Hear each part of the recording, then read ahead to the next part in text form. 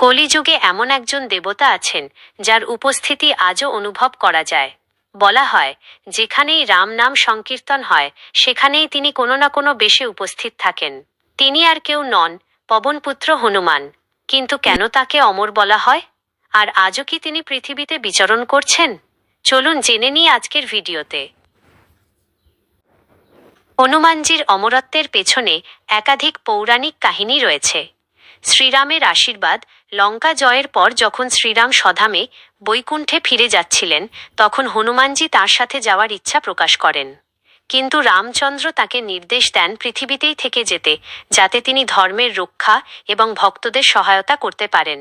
মাতা সীতার বর অশোক কাননে হনুমান যখন সীতাকে রামের বার্তা পৌঁছে দেন, তখন মা সীতা প্রসন্ন হয়ে তাকে অজর, বার্ধক্যহীন এবং অমর হওয়ার আশীর্বাদ দেন। দেবতাদের বরদান। বাল্যকালে যখন হনুমান সূর্যকে ফল ভেবে গিলতে গিয়েছিলেন, তখন ইন্দ্রের বজ্রাঘাতে তিনি মূর্ছিত হন। পরে বায়ুদেবতাকে তুষ্ট করতে ব্রহ্মা, বিষ্ণু ও মহেশ্বর সহ সমস্ত দেবতারা তাকে বিভিন্ন দৈব শক্তি ও অমরত্বের বর দেন। ৩. ৮ চিরঞ্জীবীর একজন। হিন্দু শাস্ত্রে ৮ জন চিরঞ্জীবীর কথা বলা হয়েছে, যারা প্রলয় পর্যন্ত জীবিত থাকবেন। অশ্বত্থামা, বলির ব্যাস, হনুমানশ্চ বিভীষণঃ, কৃপঃ পরশুরামশ্চ সপ্তইতে চিরজীবিনঃ। হনুমানজি এই তালিকার অন্যতম প্রধান নাম। বিশ্বাস করা হয়, কলিযুগের শেষে যখন ভগবান বিষ্ণুর কল্কি অবতার আসবে, তখন হনুমানজি তাঁর সাথে যোগ দেবেন। ৪. বর্তমান সময়ে উপস্থিতির প্রমাণ ও বিশ্বাস। মানুষ কেন বিশ্বাস করে তিনি আজও আছেন? গন্ধমাদন পর্বত। বলা হয়, হিমালয়ের গন্ধমাদন পর্বতে হনুমানজি আজও তপস্যারত। এটি সেই পর্বত যেখান থেকে তিনি সঞ্জীবনী বুটি এনেছিলেন। শ্রীলঙ্কার সেই রহস্যময় জাতি একটি প্রচলিত বিশ্বাস আছে যে শ্রীলঙ্কার জঙ্গলে মাতঙ্গ নামক এক আদিবাসী গোষ্ঠী আছে, যাদের সাথে হনুমানজি প্রতি ৪১ বছর অন্তর দেখা করতে আসেন।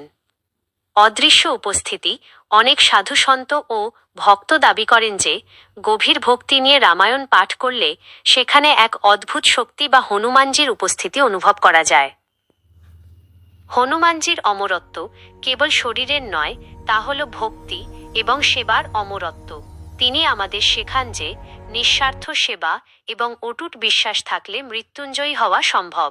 আপনার কি মনে হয়, হনুমানজি কি আজও আমাদের মাঝে আছেন? কমেন্টে জানান আপনার মতামত। হনুমানজির এই অটুট ভক্তি আর সেবার কাহিনী যদি আপনাদের মন ছুঁয়ে থাকে, তবে ভিডিওটিতে একটি লাইক দিতে ভুলবেন না। আর আপনি যদি আমাদের এই ছোট পরিবারের নতুন সদস্য হয়ে থাকেন, তবে এই ধরনের আরও পৌরাণিক কাহিনী শুনতে চ্যানেলটি সাবস্ক্রাইব করে পাশে থাকা বেল আইকনটি চেপে দিন।